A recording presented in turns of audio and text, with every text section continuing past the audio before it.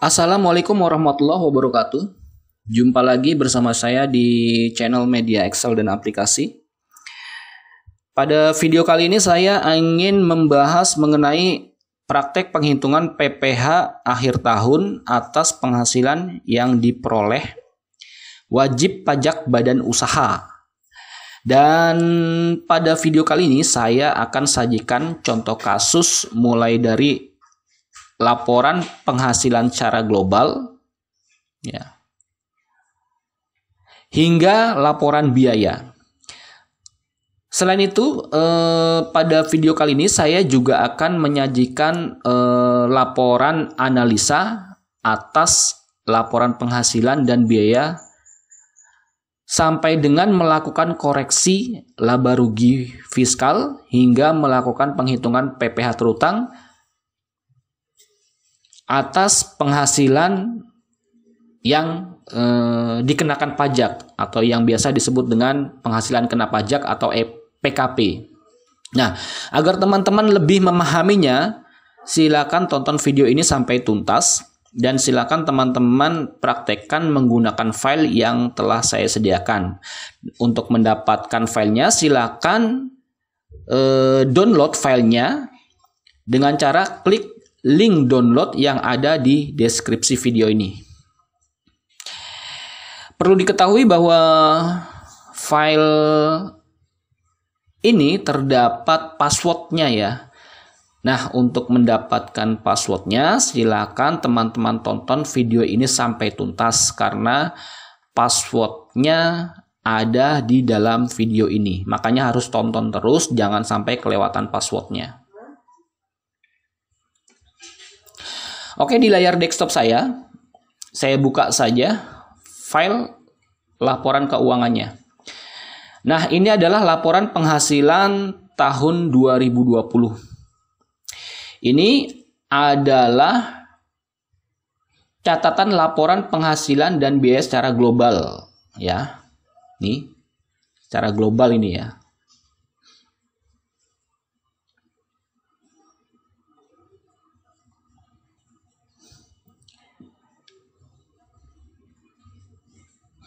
Nah, laporan ini belum bisa menjadi syarat untuk melakukan penghitungan PPh badan di akhir tahun. Maka perlu melakukan analisa atas catatan laporan penghasilan dan biaya global ini, gitu. Kenapa ini saya katakan catatan penghasilan dan biaya secara global? Karena di sini belum terinci ya. Belum terinci. Contohnya seperti di sini ada biaya gaji. Ini gaji ini sebesar 597 juta itu saya belum mengetahui rinciannya. Begitu juga dengan penyusutan, begitu juga dengan listrik dan telepon ya. Begitu juga dengan premi asuransi, iklan dan promosi, perjalanan, pajak dan retribusi, serta biaya atau pengeluaran lainnya. Ya, jadi ini masih global. Jadi belum dilakukan catatan rincian-rinciannya.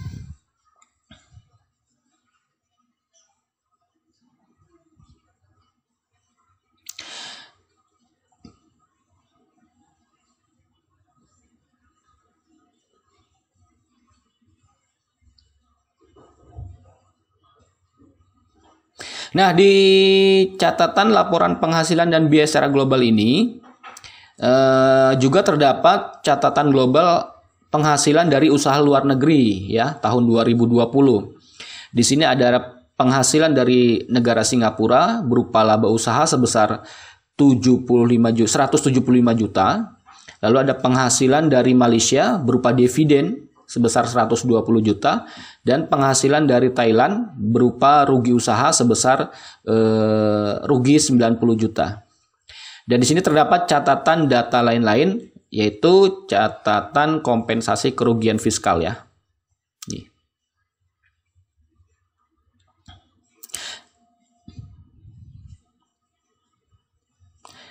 Oke, dari catatan global penghasilan dan biaya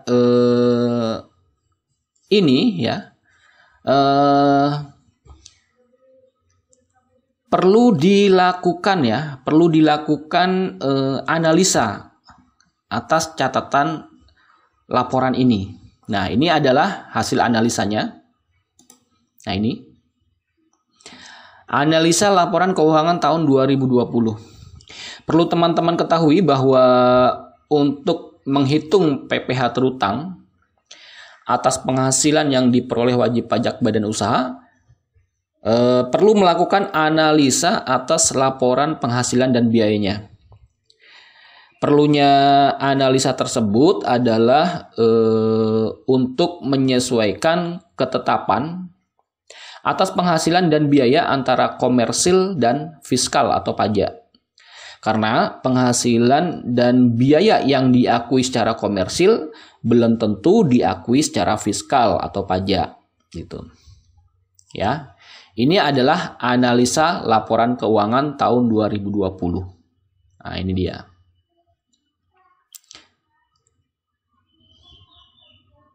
Ya. Nah, sebagai contoh di sini ada gaji ya. Saya buka lagi catatan global atas penghasilan dari usaha ya.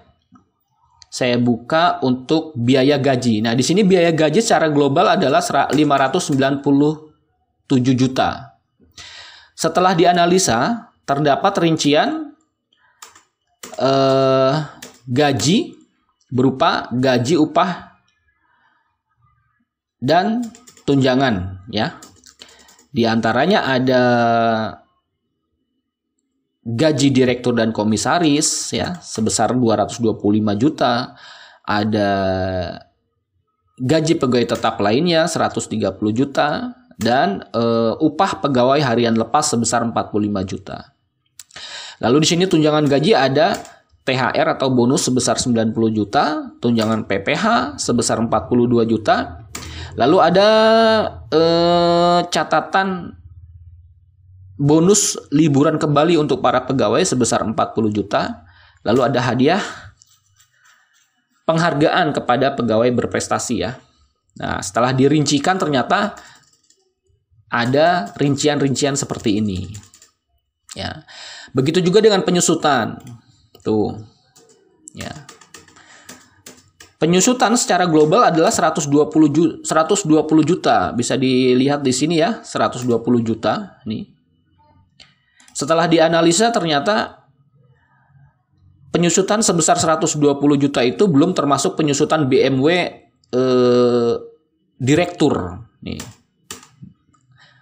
Ya, jadi BMW ini punya perusahaan yang digunakan oleh direktur. Jadi tidak termasuk, maka dibuatlah rincian penyusutan BMW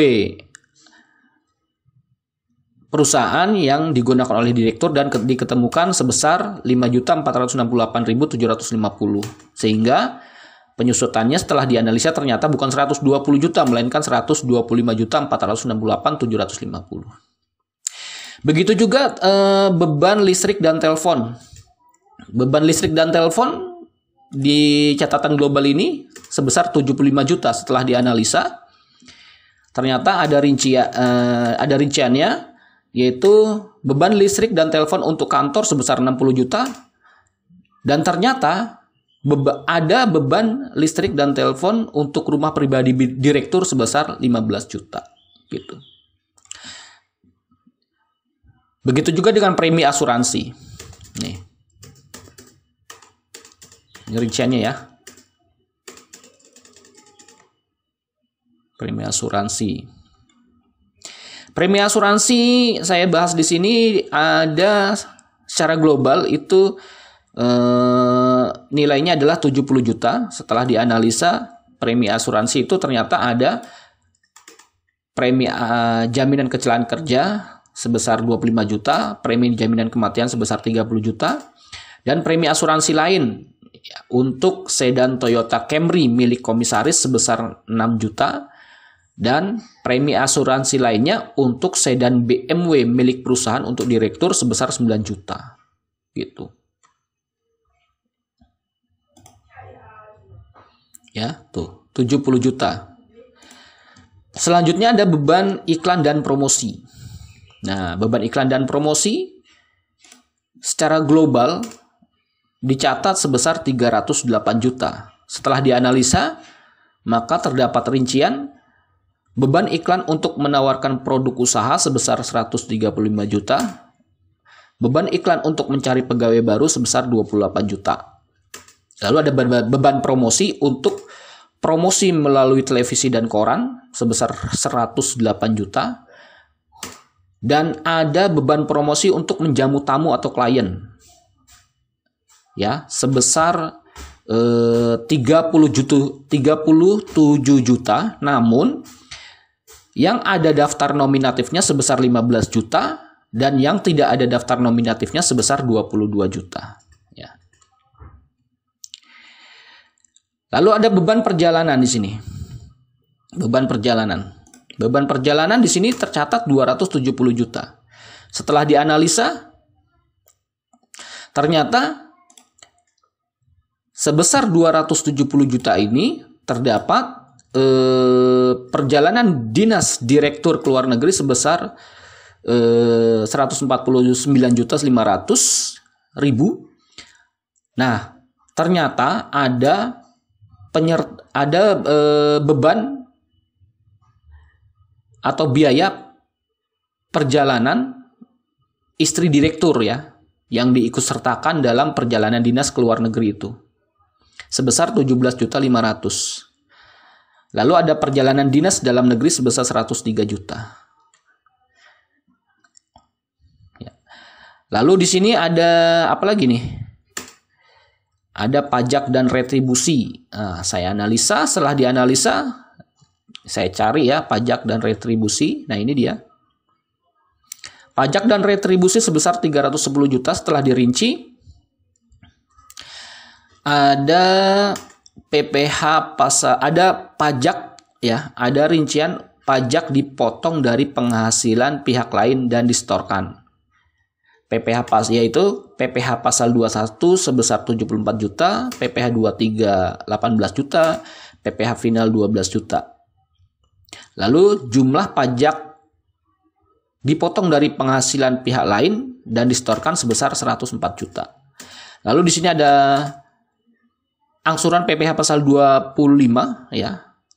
Yang tahun 2020 sebesar 96 juta. Ada fiskal luar negeri ya. Tidak termasuk istri direktur ya yang dalam perjalanan dinas tadi ke luar negeri sebesar 16 juta. Lalu ada PPh pengalihan atas tanah ya yang dibayarkan sendiri. Lalu ada pajak lain dan retribusi yang dibayar yaitu pajak kendaraan bermotor untuk sedan BMW, PPN masukan yang tidak dapat dikreditkan ya, dibiayakan ya ini. PPN masukan yang tidak dapat dikreditkan di tahun 2020 dijadikan biaya sebesar 41.500.000. Lalu ada berbagai retribusi sebesar 3 juta. Selanjutnya di sini ada apa lagi nih? Ada biaya dan pengeluaran lainnya. Nah, saya cek biaya dan pengeluaran lainnya. Nah, ini. Ternyata biaya dan pengeluaran lainnya ada jasa kebersihan 26 juta, sewa kantor 120 juta. Terus ada hadiah ulang tahun kepada para sahabat sebesar 10 juta. Lalu ada sumbangan tanah longsor di Purwakarta sebesar 60 juta ya. Cadangan piutang tidak dapat ditagih 55 juta. Lalu imbalan atas jasa konsultan pajak sebesar 24 juta. Lalu saya ke bawah lagi, di sini ada penghasilan dari luar negeri ya.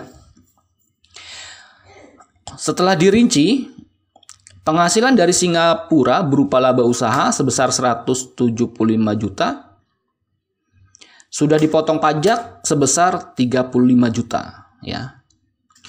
Lalu penghasilan dari Malaysia berupa dividen sebesar 120 juta sudah dipotong pajaknya sebesar 15%, yaitu 18 juta. Sedangkan penghasilan dari Thailand berupa rugi usaha ya. Nah, di sini tidak perlu diinput ya kan di sini. Karena rugi usaha di sini, rugi 90 juta. Sehingga dari total penghasilan sebesar berapa ini?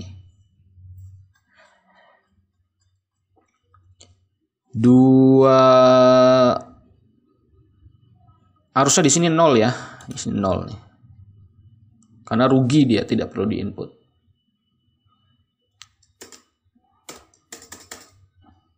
Ditambah ini saja. Nah,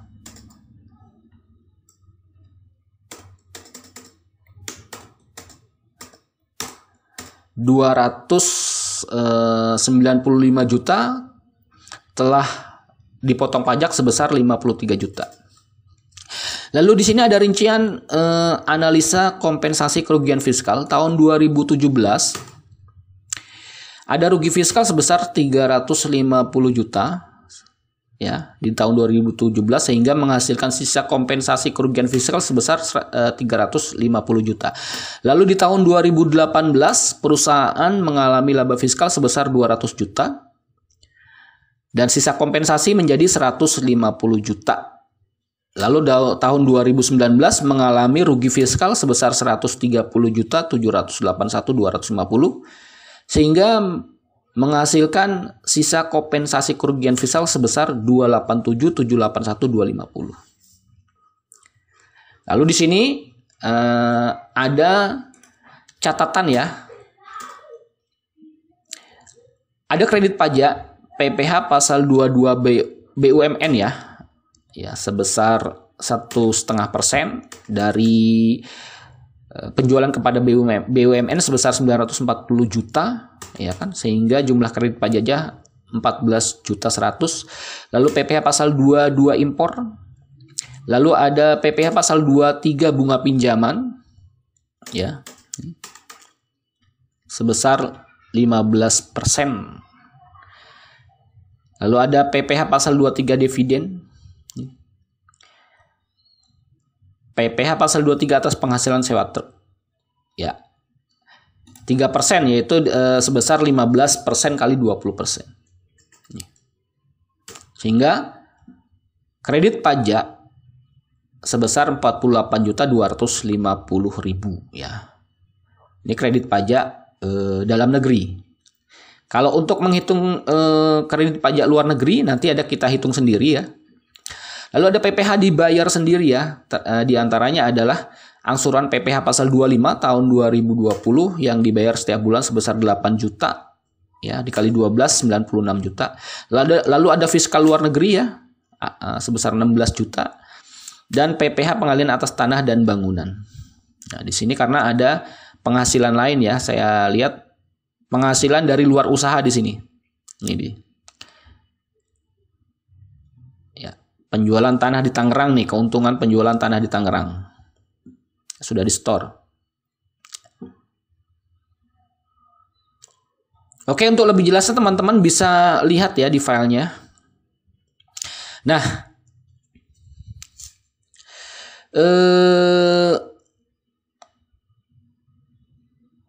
dari hasil analisa ini,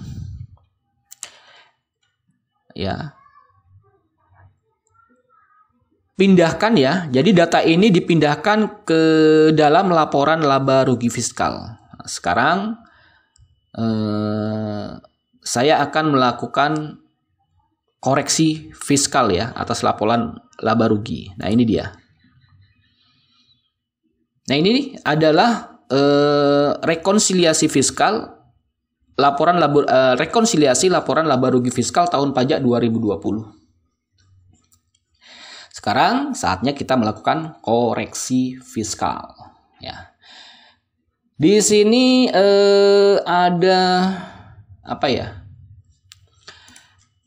Peredaran penjualan kepada BUMN sebesar 940 juta ya. Oke, secara fiskal diakui ya. Lalu semua penjualan ini ya berdasarkan analisa tadi itu secara fiskal diakui. Makanya di sini saya input semua tanpa ada koreksi ya. Tanpa ada koreksi, di sini kosong. Sehingga menghasilkan laba kotor ya sebesar 4 miliar 115 juta.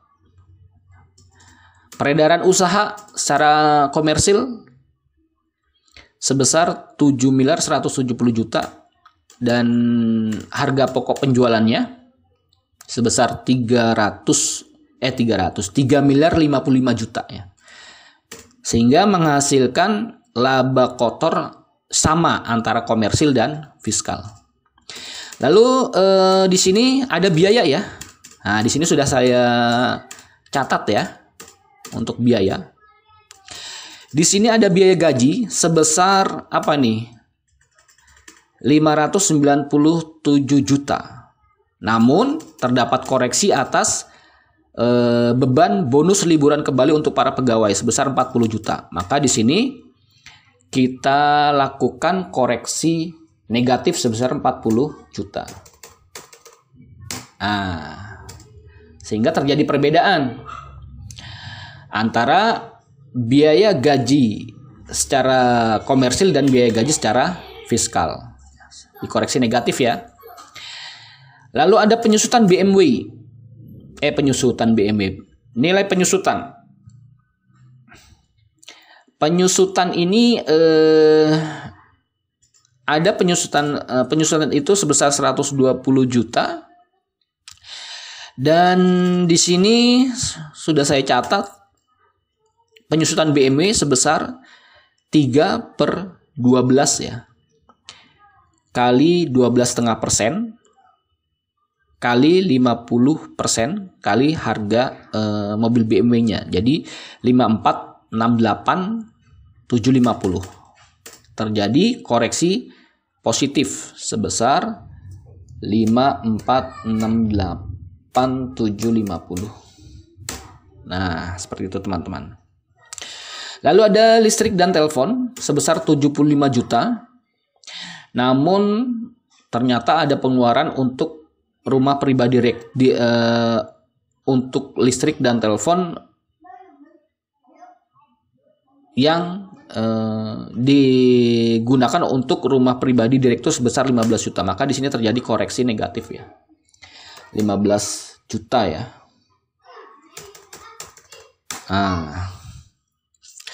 Lalu di sini ada apa ini? Asuransi sebesar 70 juta. Terjadi koreksi ya. Asuransi sedan Toyota Camry milik komisaris sebesar 6 juta dan sedan BMW milik direktur ya. Asuransinya yang diperkenankan hanya setengahnya ya. Jadi yang dikoreksi setengahnya ya, 50% dari 9 juta. Nah, lihat analisa di sini. Premi asuransi. Nah, ini dia, 9 juta. Yang dikoreksi adalah 50% untuk sedan BMW. Jadi di sini terdapat koreksi sebesar 6 juta ditambah 4.500.000 berarti minus ya. Negatif ya. Ini koreksi negatif sebesar 10.500.000. Ya. Lalu ada iklan dan promosi. Nah, di sini ada beban menjamu tamu atau klien yang tidak ada daftar nominatifnya sebesar 22 juta. Maka di sini terjadi koreksi negatif sebesar 22 juta. Oke. Selanjutnya di sini ada pembelian tiket. Nah, perjalanan sebesar 270 juta. Ya, ternyata ada pembelian tiket dan lainnya atas nama istri direktur. Nah, sebesar 17.500.000, maka dikoreksi sebesar negatif ya. Koreksi negatif sebesar 17.500.000. Lalu di sini ada apa lagi nih? Ada pajak dan retribusi ya.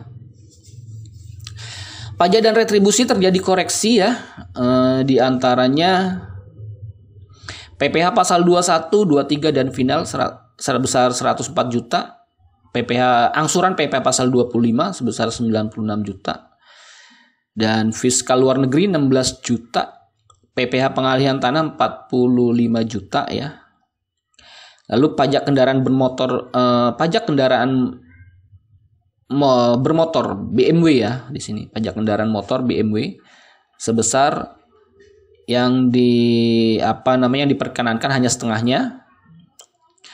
Yang boleh dibebankan ya hanya setengahnya, maka terjadi koreksi sebesar setengahnya itu sebesar 2.250.000, sehingga jika ditotal itu menjadi negatif ya, koreksi negatif sebesar 250 juta.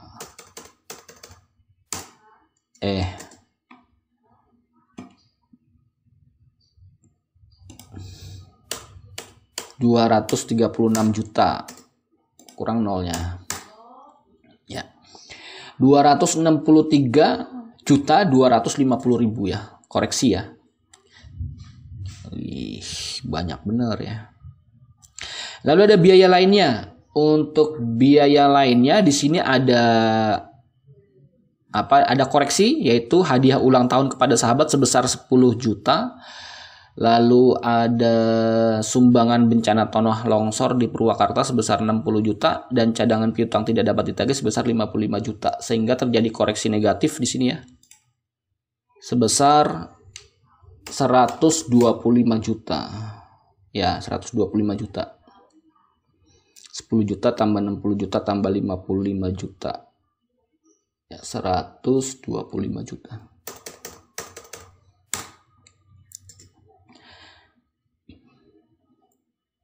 Nah, di sini sehingga menghasilkan total laba usaha menurut laba usahanya, total biaya usaha maksudnya, total biaya usaha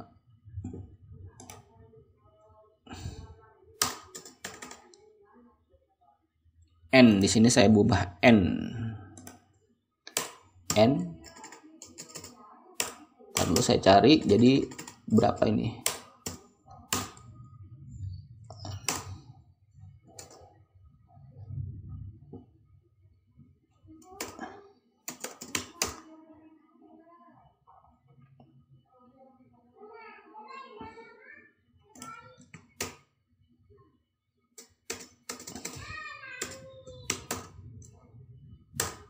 Nah, jadi terjadi perbedaan ya. Perbedaan total biaya usaha. Menurut komersil biaya usahanya sebesar 2.045 juta, sedangkan menurut fiskal atau pajak hanya 1.557.218.750. Ya, sehingga terjadi perbedaan laba usaha. Bisa saya cek di sini. Laba kotor dikurangi dengan total biaya usaha. Lalu ini laba kotor menurut fiskal dikurangi dengan biaya usaha secara fiskal. Wih, tuh. Ya, jadi lebih besar. Oke, selanjutnya di sini ada penghasilan dari luar usaha. Ya, ini perlu dilakukan koreksi juga. Di sini ada penghasilan atas bunga pinjaman ya dari PT ABCDE sebesar 30 juta. 30 juta ini tidak dikoreksi ya, tidak terjadi koreksi. Lalu bunga deposito dari Bank Mandiri sebesar 50 juta. Ya, di sini final, maka terjadi koreksi sebesar koreksi negatif sebesar 50 juta. Lalu dividen atas kepemilikan saham 30% di PT XYZ itu koreksi negatif ya. Koreksi negatif. Lalu dividen kepemilikan saham sebesar 20% Kenapa ini dikoreksi negatif? Karena ini final ya, sudah dipotong ya. Lalu ada dividen kepemilikan saham 20% di PT KLM. Sebesar 75 juta ya.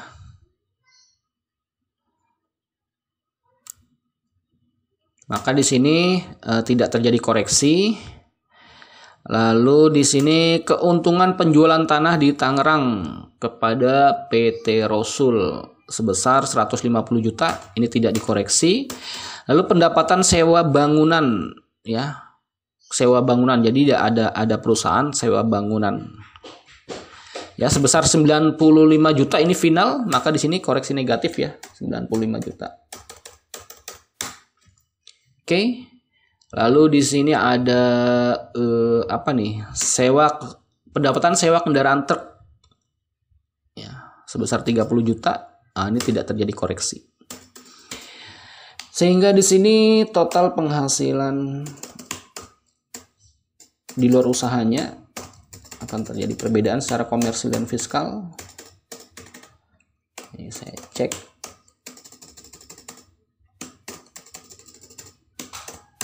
Nah, yang diakui secara fiskal untuk penghasilan dari luar usaha sebesar 285 juta. Penghasilan dari luar negeri dari Singapura 175 juta. Tidak dikoreksi ya, tidak perlu dikoreksi. Ini tidak perlu dikoreksi. Lalu di sini ada total penghasilan di luar usaha dan luar negeri. Ini sebesar 815 yang terdiri dari total penghasilan dari luar usaha ditambah dengan total penghasilan dari luar negeri ini. Ya. Ini sama dengan ini ditambah ini. Sorry.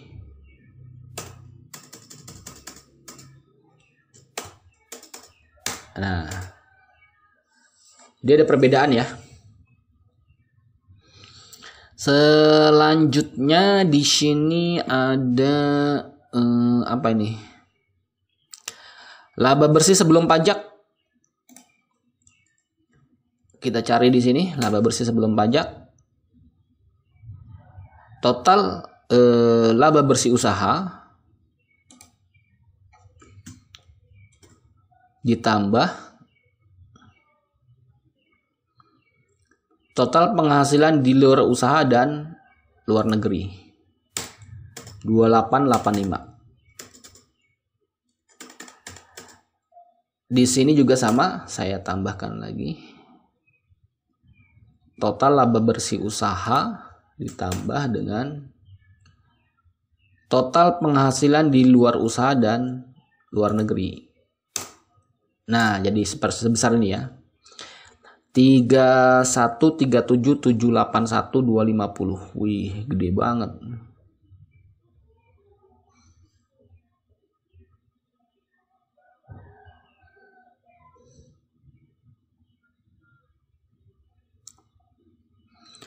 Lalu di sini ada kompensasi kerugian ya. Kompensasi kerugian itu sebesar 287781250 didapat dari mana? Didapat dari ini ya, teman-teman nih. Nah, ini sisanya.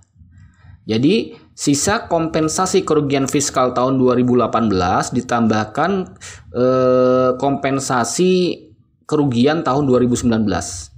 Jumlahnya ini 287781250.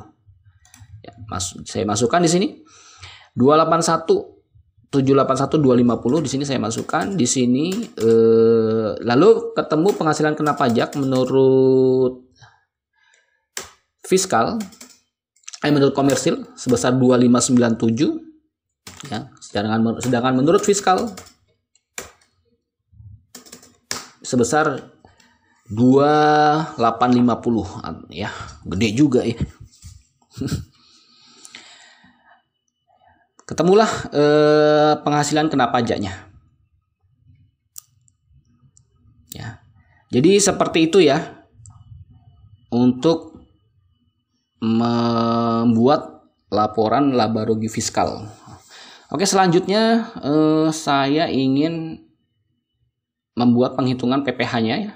Di sini saya masuk ke sheet 4. Penghitungan PPh tahun 2020. Ini saya gedein dulu nih. PPh tahun 2020 di sini ada penghitungan PPh tahun 2020. Di sini ada penghasilan kena pajak. Penghasilan kena pajak tadi diketahui berapa itu jumlahnya. Disama dengan saja.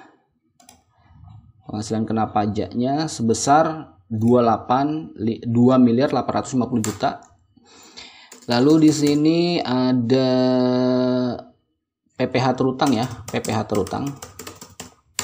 PPh terutangnya berapa? Nah, di sini sudah saya sediakan ya, di file ini sudah saya sediakan penghitungan PPh terutang tahun 2020.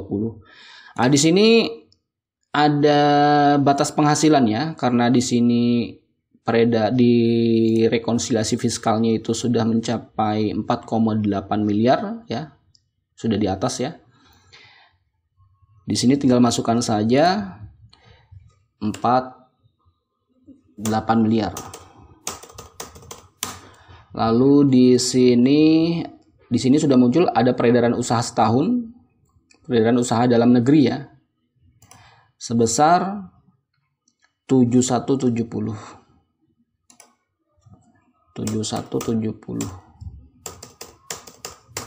ya, 7170 benar. Lalu ini adalah penghasilan kena pajaknya. Nah, penghasilan kena pajaknya bisa langsung disama dengan saja. Ini penghasilan kena pajaknya sebesar 2850. Nah, di sini di bagian A, PPh terutang atas PKP yang mendapatkan fasilitas pengurang sebesar 50% ya. Sehingga menghasilkan PKP sebesar 1.907.949.791 dikali dengan tarif pajak 22% kali 50%. Nah, sebenarnya sini 25% ya. Cuman karena musim pandemi ini, maka pemerintah menurunkan tarif menjadi 3%. Dari 25 menjadi 22%. Jadi dihasilkan PPh terutang atas PKP yang mendapatkan fasilitas pengurang sebesar 50% sebesar ini. Oke. Langsung di sini ada apa nih? Penghasilan kena pajak. Penghasilan kena pajaknya tinggal masukin aja. Di sini ya. 2850. Tuh. Lalu ini adalah nilai ini ya. Dan ini 942 adalah PKP normal ya. Maka dia dikenakan tarif normal tanpa pengurang 50%. Sehingga PPh terutang atas PKP yang dikenakan tarif normal ya, ini normal nih, sebesar 207.251.046 rupiah. Sehingga jumlah PPh terutang sebesar ini. Nah, ini tinggal dimasukin aja di sini nih. PPh terutang sama dengan nih. Tuh. Oke, langsung di sini ada maksimum kredit pajak luar negeri. Maksimum kredit pajak luar negeri. Maksimum kredit pajak luar negeri ya didapat dari untuk yang di Singapura ya. Singapura itu berapa nilainya?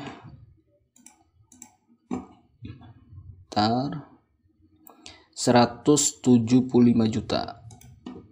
175 juta. 175 juta per PKP ya. Saya lihat PKP-nya 2850. 2.850. Maksimum ya, dicari maksimumnya dulu.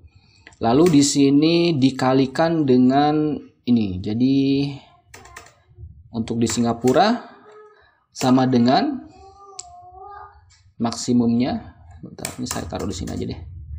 Sama dengan ini ya. Penghasilan dari Singapura per PKP ya, penghasilan kena pajak dikalikan dengan ini PPh terutang. Ketemu maksimumnya. Berapa nih maksimumnya? 25 juta. Itu dari Singapura. Lalu dari Malaysia. Malaysia ini pendapatannya berapa? Malaysia 120 juta. 120 juta.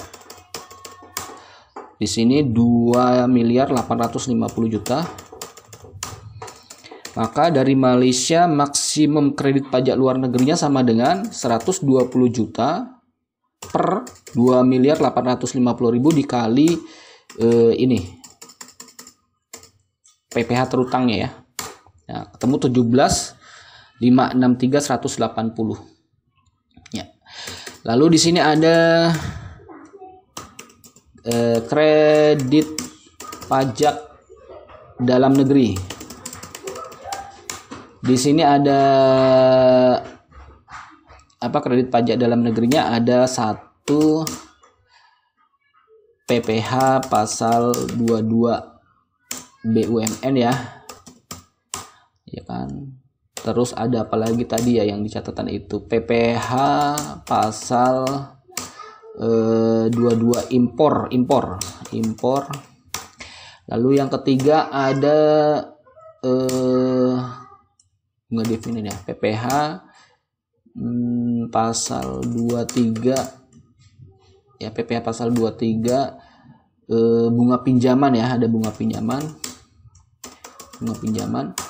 Lalu ada yang keempat ini ada PPh pasal 23 di dividen ya, dividen.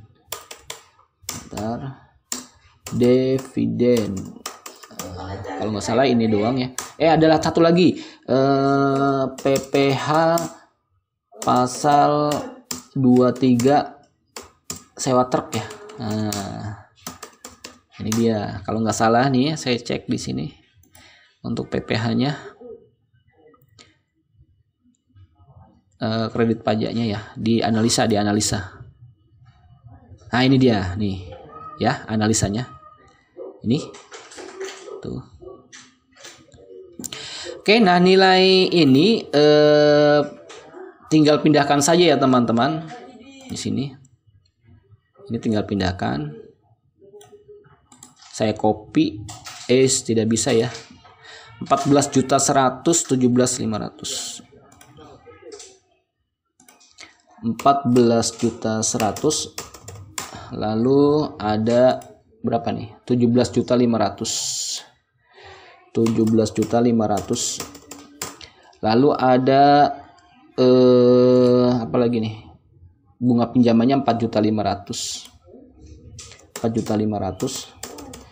Lalu ada dividennya sebesar 11.250.000. Lalu ada sewa truknya 900.000. Sehingga diperolehnya di sini sama dengan ini aja.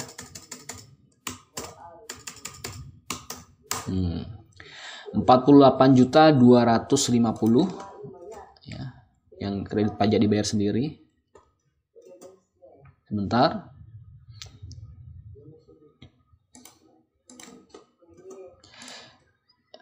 Lalu di sini kredit pajak ini kan kredit pajak dalam negeri, sekarang kredit pajak luar negeri.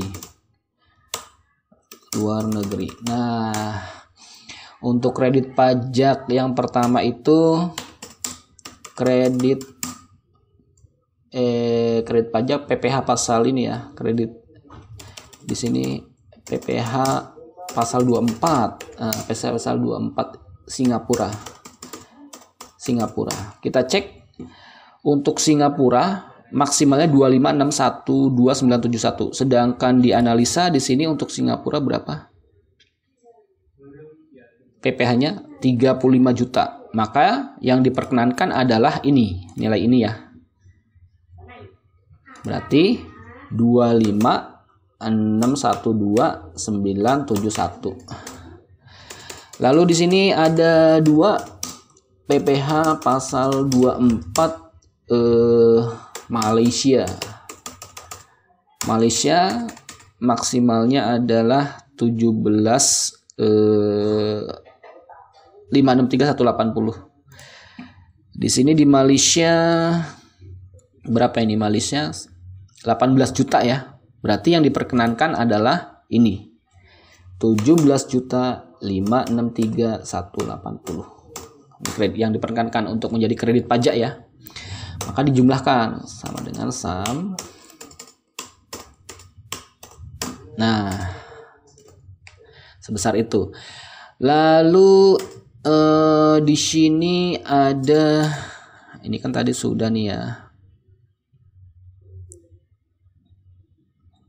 jumlah kredit pajak.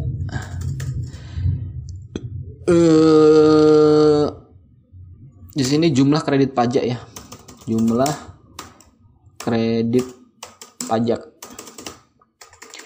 Maka disamakan dengan di atas sama dengan ini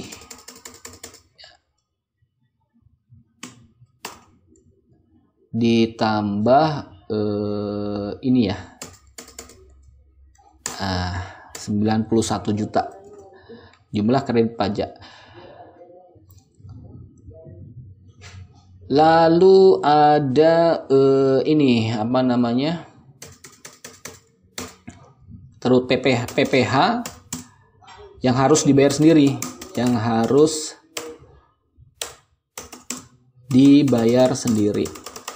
Nah, PPh yang harus dibayar sendiri sebesar sama dengan ini ya, ini jumlah PPh terutang dikurangin dengan kredit pajak ini.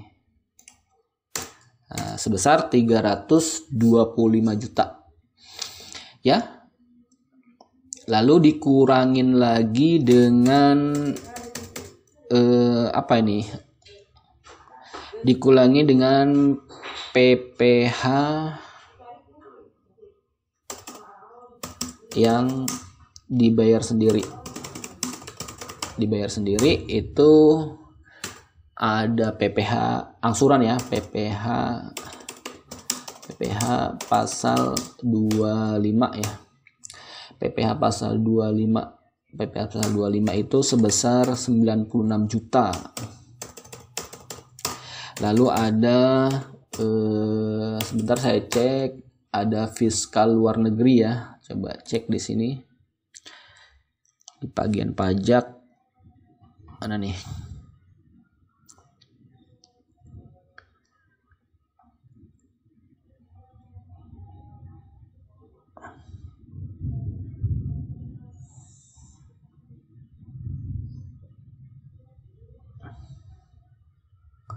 Pajak dan retribusi fiskal luar negeri sebesar 16 juta ya, 16 juta. Ya, fiskal luar negeri sebesar 16 juta. Lalu ada coba cek dulu PPh pengalihan atas tanah dan bangunan. Di sini ada enggak tadi ya? PPh pengalihan tanah dan bangunan sebesar 45 juta. Ya. PPh pengalihan tanah. Nah, gitu aja. sebesar 45 juta. Maka diketemukan ini sum sebesar 157 juta PPh yang dibayar sendiri. Nah, lalu BPH kurang lebih ada di sini ya. Lalu PPh yang dibayar sendiri ini di sini aja nih. Biar enak. Sum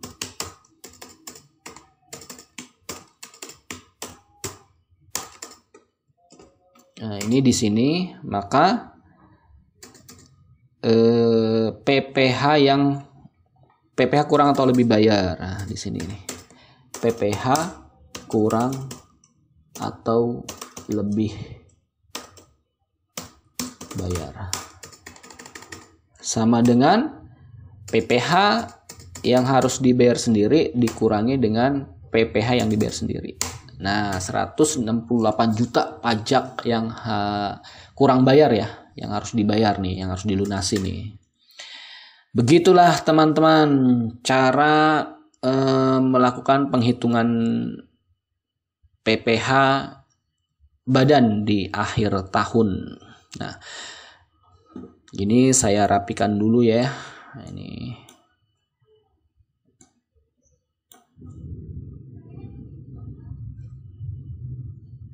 bentar.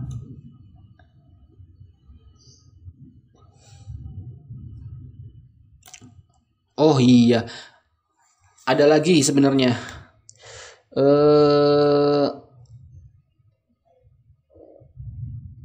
Tapi nanti aja deh, yang penting ini aja dulu.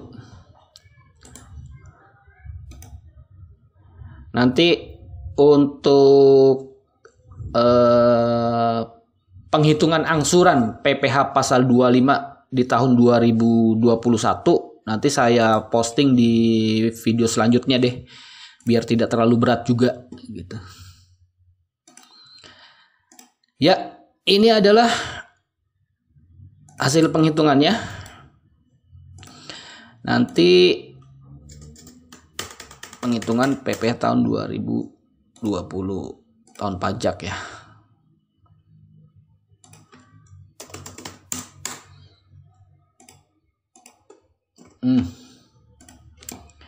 Oke. Silakan teman-teman praktekkan ya file ini. Silakan di apa ya? Diapain di filenya? Di download maksudnya. Silakan di download di link yang ada di dalam video ini.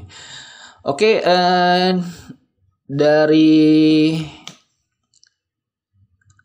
saya cukup sekian. Semoga video ini ada manfaatnya. Mohon maaf jika ada salah-salah kata. Mohon maaf juga atas kurang dan lebihnya. Karena pembahasan ini sebenarnya tidak membutuhkan waktu yang sangat panjang sekali sebenarnya ya untuk membahas ini. Cuman karena di sini saya mempraktekannya saja gitu. Dan setidaknya setelah teman-teman mendapatkan file ini, bisa teman-teman praktekkan untuk perusahaan teman-teman sendiri. Dan jika butuh pertanyaan silakan hubungi saya ya di nomor yang saya sertakan di deskripsi video ini. Ya, butuh diskusi lewat Google Meet pun bisa ya. Lewat WA juga bisa. Silakan saja. Dari saya cukup sekian. Salam media Excel dan aplikasi. Wassalamualaikum warahmatullahi wabarakatuh.